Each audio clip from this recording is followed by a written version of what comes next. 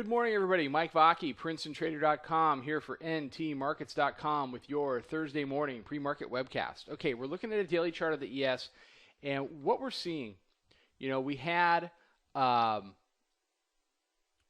very whippy, choppy day yesterday.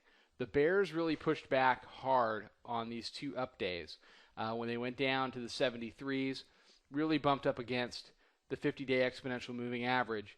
And, I get this question a lot in webinars. Why do you use the exponential moving average instead of the simple moving average? And my answer is always this, because I find over time that with respect to the mini, the exponential moving averages work better. And they're demonstrating that again today.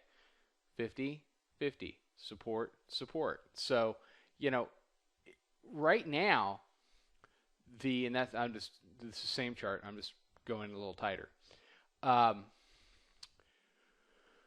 Right now, the bears are in a situation where they have let the bulls make a double bottom in the 73s. They have to counterbalance that and get back through the 50, through the 73s, and go test this low, which is 66. The bulls need to continue to push. The bulls need to break through the highs up here in the 92 area. They did 91.75 yesterday. We did 92.25 the day before. So we're really in a range. We're in a range of, 92 half, 93 to 73 is this 20 handle range that we're chopping and whipping around in, while Washington, D.C., tries to find its car keys. And it doesn't really look like they're going to find their keys anytime soon. They met last night. We've seen the last two closes, hope closes, okay? Meaning we've kind of just not melted up. We melted up on Tuesday. Yesterday you saw this rise back into 87, back into the middle band, which had been tested earlier in the day. The middle band at 87 was on shorter time frames a double top. So 87 is the first order of business with respect to the bulls and trying to get back through 92. If the middle band continues to be resistance, then there's only so many times they're going to push it back to 73 before it goes lower.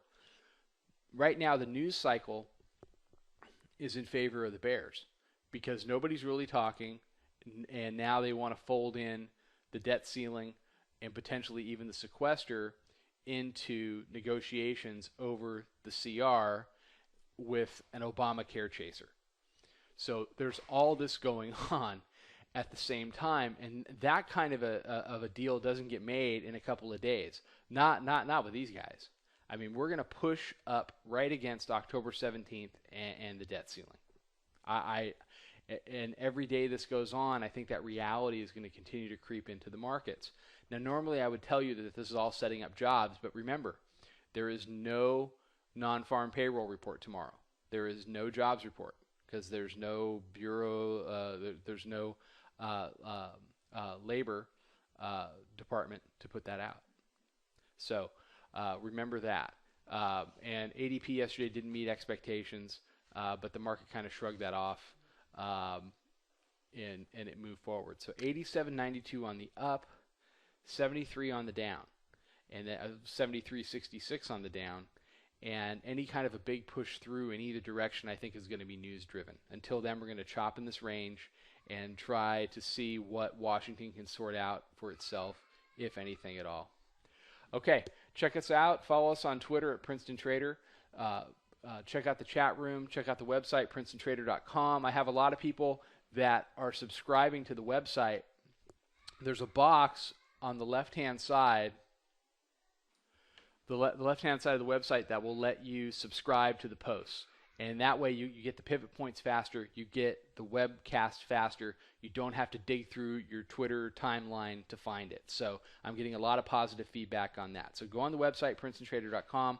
On the left-hand side, you can enter your email and subscribe to the website and get everything as it happens. It's a good way to find out about webinars too. And come check out the chat room. We're trading this political landscape as best we can, and we'd love to have you join us. So everybody have an amazing day. I'll be back tomorrow morning with another webcast. Trade them well.